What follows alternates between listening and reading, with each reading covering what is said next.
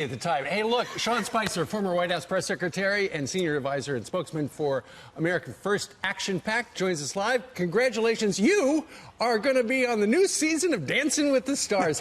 How's the Did you ever think you'd be saying that? Are you nervous? Oh, God, yeah. It's supposed to be really hard. It's going to be really hard, but it's going to be really fun. Are you a good dancer? No, horrible dancer. How did it all happen? How did it go down? I got approached when I left the White House. It didn't work out at the time. For a lot of reasons, my businesses, both the political one and my consulting firm, have taken off nicely. And you had to write a book. I had to write, thank you. And so I finally have time in my life and thought, you know what? It's going to be fun. It's the kind of entertainment that I could actually encourage my kids and family to watch. Right. It's what we need more of, which is good, wholesome entertainment. And I get way out of my comfort zone and do something that's totally new to me. Does Reince Priebus have to sign off on it? I don't think he would have, no. Well, you are actually going to dance a little with Ainsley at the conclusion of this segment if all goes well. Okay. Lord help us, right? Gosh, you have to show me This some would be moves. my first lesson. Hey, listen, okay, so after you were named as one of the new dancers, the longtime host, Tom Bergeron, came out on Twitter, and he put out a statement, and it reads this, and we'd like your reaction. He says, a few months ago, during a lunch with Dancing with the Stars' new executive producer, I offered suggestions for this new season. Chief among them was my hope that the show would be a joyful respite from our exhausting political climate and free of inevitably divisive bookings from any party affiliations. I left that lunch convinced we were in agreement. Subsequently, and rather obviously, a decision was made to, as we often say in Hollywood, go in a different direction. It looks like he's not happy that you're there. Well, it could have been Christy Brinkley. I mean, I'm kidding. Yeah, look, he's entitled to his opinion. Tom's been this is 28 seasons. I've always thought he did a great job as host. And I share his sentiment. This should be 2 hours of politics free. But more than that, and I hope what this show is at the end of the season is an example of people of a bunch of different backgrounds getting together, leaving politics aside, and having a good time in a civil and respectful way. And so my hope and goal is that at the end of this season, Tom looks back and says, you know what, we need more of this, not less of it. We need more bringing people together of different backgrounds and saying, hey, come together, show how much you actually can enjoy each other's company, have a conversation, be together, dance around, enjoy each other, because I think too much of what we have in this country right now is every conversation has to turn into politics. And as much as I've enjoyed that most of my life, I think there's times when we want to, as a family, as an organization, as friends, sit down and just have a enjoyable, politics-free conversation. I hate that he got political. 50% of the country is going to be watching, and they're conservative, and they support this president, this administration. Well, and I need their vote. What are you going to say to him when you see him the first time? Look, I'm focused on working hard and learning how to dance, and then doing the best job that I can.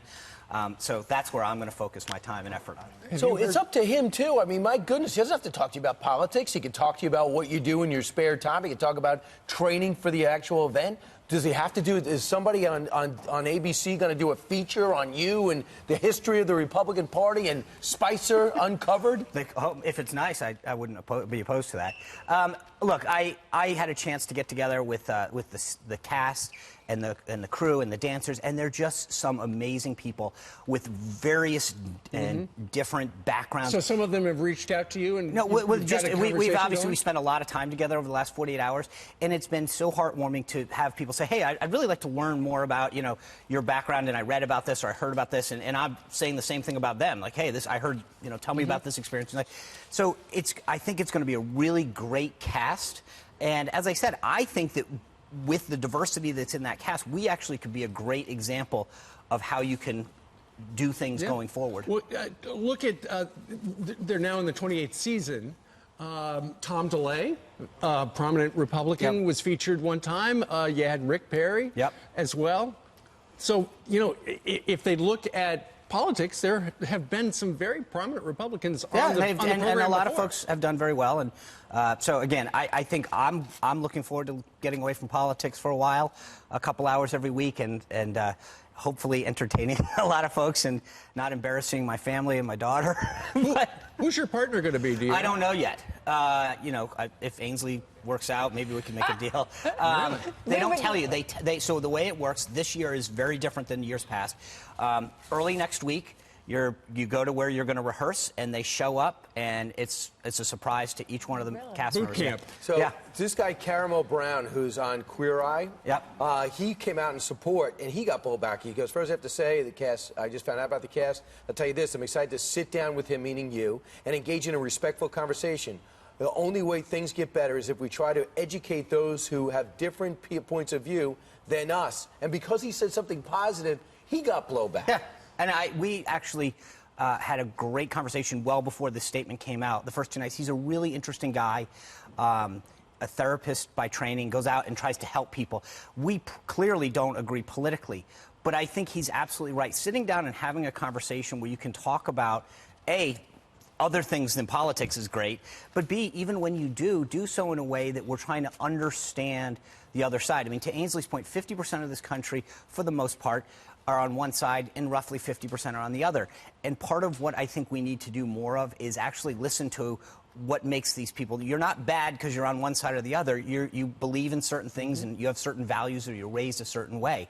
I think what we need more of is exactly what he's talking about. Sitting down and saying, hey, tell me a little bit about why you think the way you do or who you are or why you believe it. And we learn, and I think we grow as people when we do that. All right. You ready? You ready to show me what you got? Come on. Come on. Let's do some I know dancing. Brian's jealous. Okay. Show me how to dance. I'm Show not me how to showing you. dance. This is all I got right now, a good old box step. Okay, what can you do? Go back. Yep. Over. Yep. Back. Is this the foxtrot? No, this is the box The step. box step, isn't it the same thing? Huh? Oh, no. I don't know. Huh? I know, right? All right, no, this is the 6th grade dance, remember? I hope I judge that. If that's a dance, I'm going to win that one. You want to do the Right, prom there we go, picture? like this. Oh, okay. What are we doing here? Okay. Nice. Oh, you're a good little spinner. Yeah. Oh, here yeah. we go. Okay. Oh, yeah. This is like the. Here we go. Now, do this one. So we know for sure. Now, can you dip? Can you dip me? There you go. Okay. You're gonna win. You're gonna win, baby. Okay, Jillian's upstairs. She has some headlines.